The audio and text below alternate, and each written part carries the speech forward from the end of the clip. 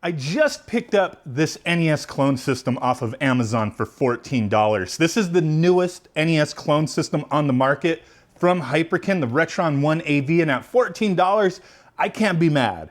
I figured, you know what, we're gonna check this thing out. Being the newest on the block, why the heck not? I do like the aesthetic there, the way it looks, the power and reset button being like the controller button layout. That does look neat, but this begs the question. The RetroN 1 AV, who the heck in the year 2021, that's when this released very recently, puts out a clone system that doesn't have HDMI. This only has composite. Now we do have ways to use it on HD TVs like the RetroTink 2X Pro, plenty of other scaler devices out there, but a lot of modern TVs just forego composite. I bought a new TV last Black Friday, it does not have composite. So I couldn't just plug this directly into that.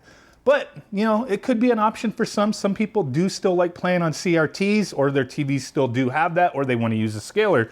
And at the price, like I said, can't really be mad. But let's check it out. So from Hyperkin, the RetroN 1 AV. Now, I do remember the RetroN HD, the NES clone system that came out a long while back. The HDMI on it didn't look as good as the AV as far as accuracy went. So I'm hoping there's some improvements with this. Hopefully the AV's looking good, but yeah, not much to do on the box. Let's go ahead and open this thing up, get her out and take a look at it. And there is the little system itself. And yeah, I still like that. It's a little light. A lot of times Hyperkin will weigh their systems down. I don't think there's anything in there, but yeah, just gonna be an NES on a chip situation. These buttons are a little mushy here, but you know, the power one pushes in and stays in. Looks like we have a little light there. And the reset, doesn't seem bad. Original ports right there. And then on the back, we have our composite video and audio. And then our micro USB for power. I do appreciate that, man. A little ventilation there. So let's take a look. What else is in the box here? Now, the $14, I mean, it could be worth it alone just for this controller. What is this, the Cadet? I've messed with this controller in the past, and I think Hyperkin did a decent job with this one. So, I mean, this is not a bad controller as far as wired goes. And it looks pretty nice. Got butt cheeks on the back if you like gripping those. Feels comfortable in the hands. But the D-pad seems okay. A and B buttons. We'll test all that out in a moment. What else is in here? I'm sure we at least get the AV cables, right? Right? So we're gonna test a handful of things here today. Haunted Halloween 86, which is like a newer game.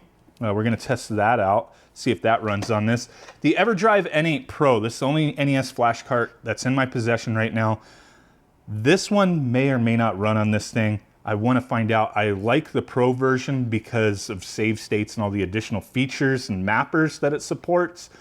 But I've heard none of the devices that I have, maybe this, I don't know, but none of the devices I have, like the Retro USB AVS or the analog NT Mini Noir, has an issue with this, but a lot of other clones do. So we'll find out in a moment.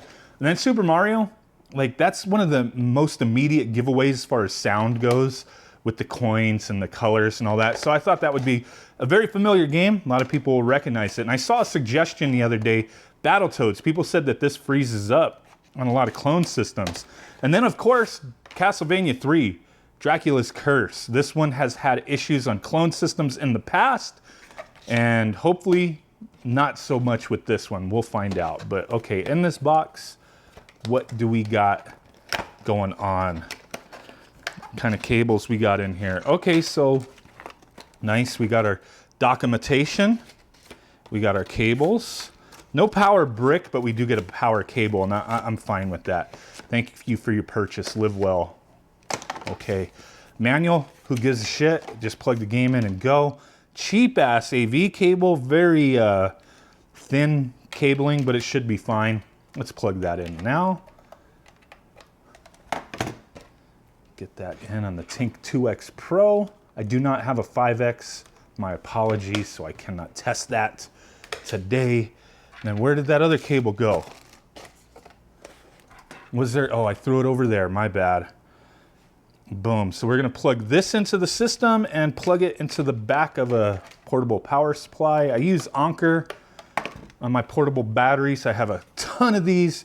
If you're ever interested in stuff like this, like little accessories I use in my videos, take a look at my Amazon influencer store. Link is down below, directly to Amazon with all the products that I typically use, right?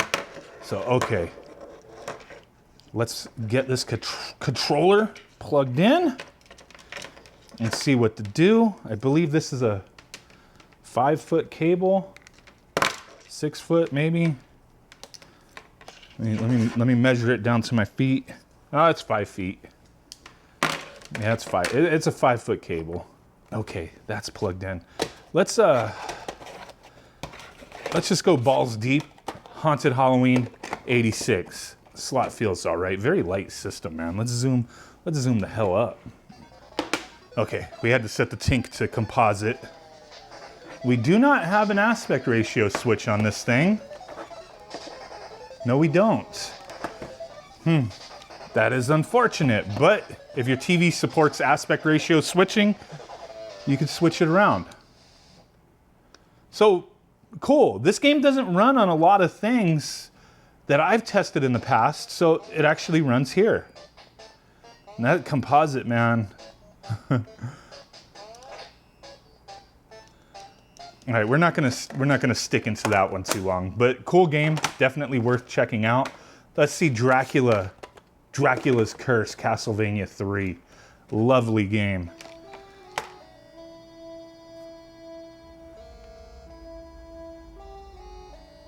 Oh yeah, it's gonna play, but the sound is freaking wonky, dude.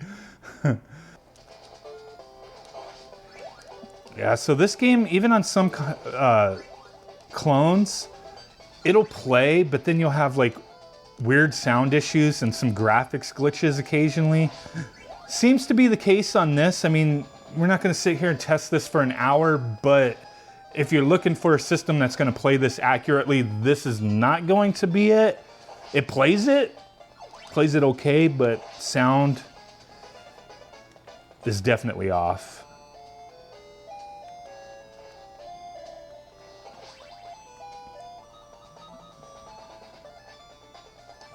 Oh, that is grating, man. All right, let's test Battletoads. People said this freezes up on some clone hardware. For whatever reason, my Battletoads is not working on this. We'll try to boot it up on the Everdrive if it works. Let's do that next.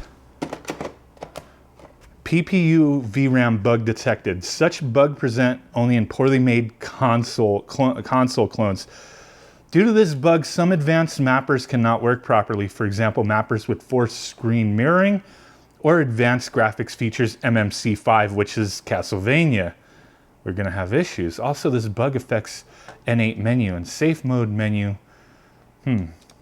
Does it actually work? Okay, we're in a safe mode. It'll let us boot it up, but I guess there was a firmware update that was like, okay, it makes it work on some crappy clone consoles, but then again, some features may not work properly.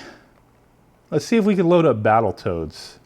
Okay, maybe my cartridge was just like funky. Let's actually get into the game, because I'd heard people said it freezes on clone consoles.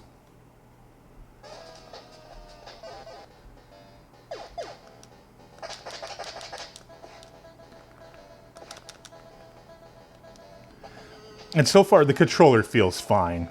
From everything I've tested, it feels good. I figured they wouldn't go changing it. But okay, this game runs. Maybe my cartridge is jank. It kind of felt a little loose in there, so maybe the actual, you know what? Maybe there's a post in here broken. So now that I pushed on that, it seems like that could be it. I have a bunk cartridge. But loading on the Everdrive, it seems to be fine.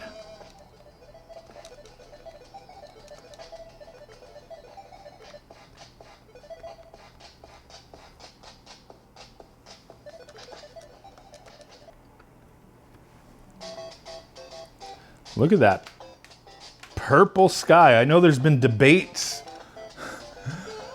on these games as far as color goes, but I don't ever remember the sky being this color purple. The sound does sound a lot better than a lot of other clones I've used.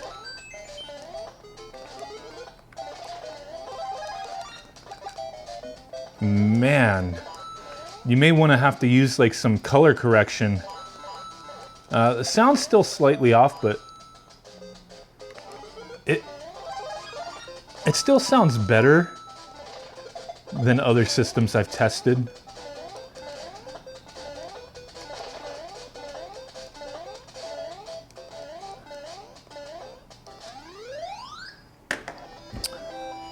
So there you go. I'll put up some captured footage of Super Mario, but for $14, I'm not gonna bitch about this. I mean, it does have some improvements, it seems, over previous models that have come out, not just from Hyperkin, but from pretty much everybody out there. I mean, a lot of these things are just made in the same factories to begin with as far as the systems on a chip go, but this one does seem okay for what it is.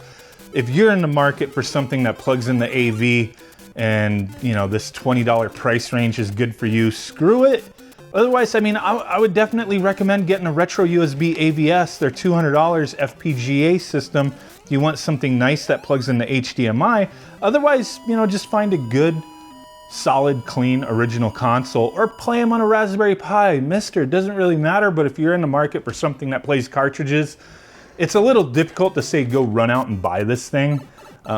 If you're on a tight ass budget and you already have a means of plugging it into something, screw it. Why not? Wait until you know, got money to buy something better if that's what you're looking for and you just need something, you know, for now. Then sure, screw it. Why not? Not a bad little system, not great either. You're getting what you're paying for with this thing. But hey guys, really do appreciate you hanging out with me on this one. Thank you, and I will catch you guys next time. Peace out, bye-bye. And boom, bye.